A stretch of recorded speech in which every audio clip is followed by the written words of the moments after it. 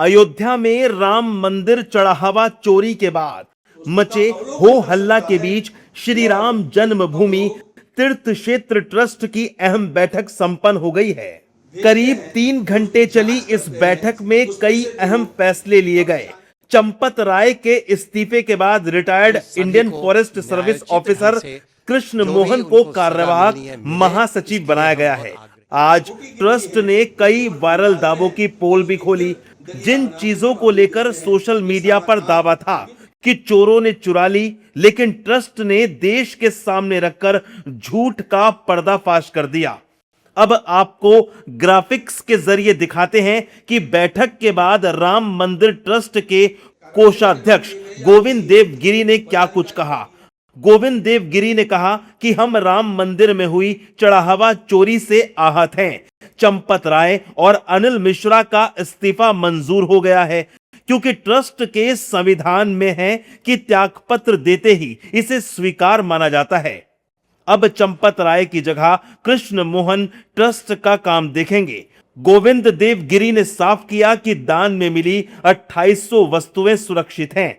गोविंद देव गिरी ने कहा कि हमारी मांग है कि हर अपराधी को सख्त से सख्त सजा मिले और किसी भी आरोपी को बख्शा ना जाए। साथ ही गोविंद देव गिरी ने बताया कि एसआईटी रिपोर्ट आने के बाद 22 जुलाई को ट्रस्ट की बैठक फिर होगी।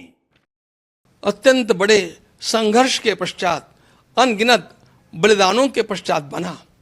इसके लिए लोगों ने अपने प्राणों की परवाह नहीं की, अपने करियर की परवाह नहीं की, परिवारों की परवाह नहीं की। और उस मंदिर के बनने के पश्चात यह जो यहाँ पर चढ़ावा चोरी का कांड हुंडी के दान पात्रों के क्षेत्र में गिनती के समय हुआ है, यह हम सब लोगों के लिए अत्यंत लज्जाजनक स्थिति है। हम सब लोग इससे आहत हैं, हम दुखी हैं। चोरी कितनी छोटी हुई और कितनी बड़ी हुई, यह बात हम लोगों के लिए बाद में आती है।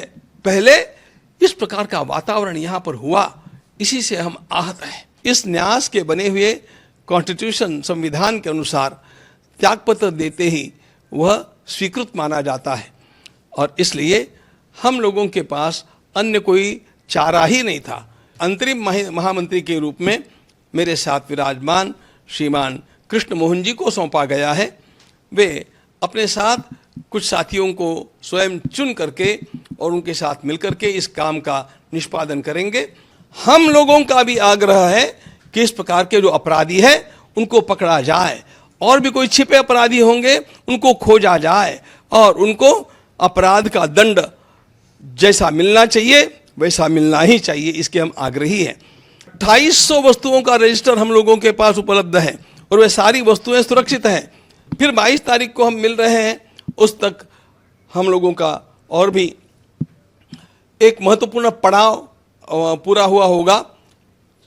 हम समझते हैं कि तब तक एसआईटी की फाइनल रिपोर्ट हमारे सामने आ जाएगी, तो इन सब का विचार करने के लिए और कुछ न्यासियों की नियुक्ति करने के लिए फिर 22 तारीख को हम लोग मिल रहे हैं। वहीं राम मंदिर ट्रस्ट के नए महासचिव कृष्ण मोहन ने माना कि कहीं ना कहीं प्रबंधन और संचालन में कमियां रह गई थी। इसमें जो भी दोषी हैं, इस प्रकरण में जो भी दोषी पाए जाएंगे, हमारा आग्रह रहेगा उन सभी को न्यायोचित ढंग से जो भी उनको सजा मिलनी है मिले। इसके लिए हम बहुत आग्रही रहेंगे। राम मंदिर ट्रस्ट का 2 टूक कहना है कि एसआईटी छिपे हुए अपराधियों को भी पकड़े और कड़ी से कड़ी सजा दिलवाए। अब देखना होगा कि एसआईटी की जांच में आगे क्या खुलासे होते हैं और कृष्ण मोहन दोबारा ट्रस्ट पाने में कितने कामयाब होते हैं।